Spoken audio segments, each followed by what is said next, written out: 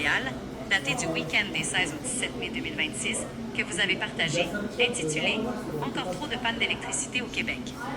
Le constat principal, le Québec fait face à un problème généralisé et persistant de panne d'électricité. Malgré des investissements de plusieurs milliards de dollars, la société d'État, Hydro-Québec, peine à améliorer de manière significative la fiabilité de son réseau. Une situation marquante. En date du 5 mai 2026, plus de la moitié des abonnés d'Hydro-Québec, soit 3,2 millions d'adresses, avaient déjà subi au moins une interruption de courant depuis le début de l'année. La durée moyenne de panne par adresse touchée atteignait déjà 6,8 heures pour les premiers mois de l'année seulement. La création d'une carte interactive, excédée par les pannes à répétition, Evelyn Brie, professeure adjointe en sciences politiques à l'Université de Montréal, a développé une carte interactive pour recenser et illustrer l'ampleur des pannes à travers la province depuis janvier 2026. Son objectif est de pallier le manque de données historiques publiques par secteur et d'offrir plus de transparence aux citoyens. Les villes et régions les plus touchées. L'article met en lumière le fait que le nombre de minutes de panne par adresse dépasse déjà allègrement les 200 dans plusieurs grandes villes, alors que l'année n'est entamée que jusqu'en mai. Côte-Saint-Luc, identifié comme l'un des épicentres urbains des pannes avec une moyenne record de 1202 minutes par adresse. Lors d'une tempête en janvier, des résidents y ont manqué d'électricité pendant 62 heures consécutives en raison d'un transformateur défectueux. Autre municipalité fortement touchée en minutes moyennes par adresse.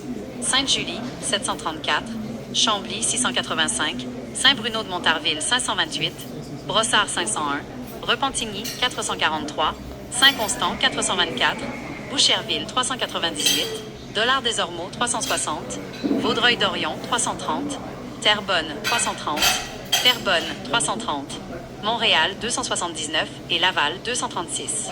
Le pire secteur, le camp de la Sarcelle, à la baie James, secteur de Chibougamau, détient le triste record avec 194 heures de panne depuis janvier. À l'inverse, environ 1,7 million d'adresses n'ont subi aucune coupure depuis le début de 2026. Conséquence pour les citoyens, face à cette instabilité, de nombreux Québécois choisissent de s'équiper par eux-mêmes pour éviter de perdre leurs provisions ou pour maintenir un minimum de confort.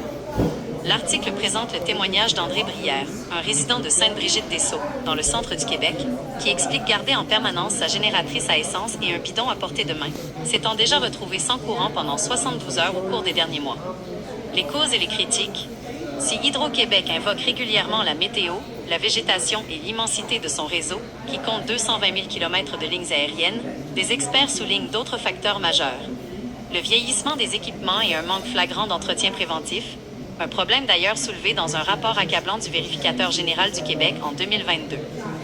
Normand Mousseau, directeur scientifique de l'Institut de l'énergie Trottier, déplore un manque de sentiment d'urgence et juge inacceptable que plus de 800 000 adresses à Montréal aient perdu le courant ces derniers mois, dont 168 000 à Québec et 117 000 à Gatineau. Les objectifs d'Hydro-Québec. La société d'État s'était fixée pour objectif de limiter la durée totale des interruptions de service à 221 minutes, environ 3h40, par abonné et par année d'ici 2026. Toutefois, Hydro-Québec précise que cet objectif établi en 2022 était à titre indicatif et ne prenait pas en compte la hausse des pannes majeures liées au chantier du plan d'action 2035. Devant la dégradation du réseau, l'objectif actuel est plutôt de réduire les pannes de 35% d'ici 7 à 10 ans grâce à des investissements massifs.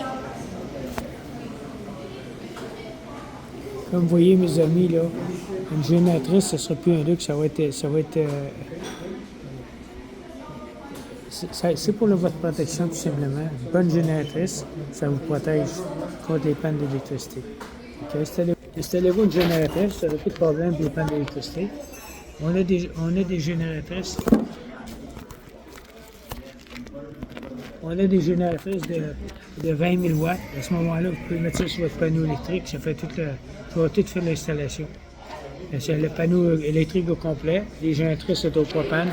Automatiquement, il y a 2 bonbonnes au propane. Ça fonctionne très bien. Et puis, j'avais plus de problème. Vous pouvez partir en voyage, il n'y a aucun problème. Contactez-moi à 514-602-8151. Merci.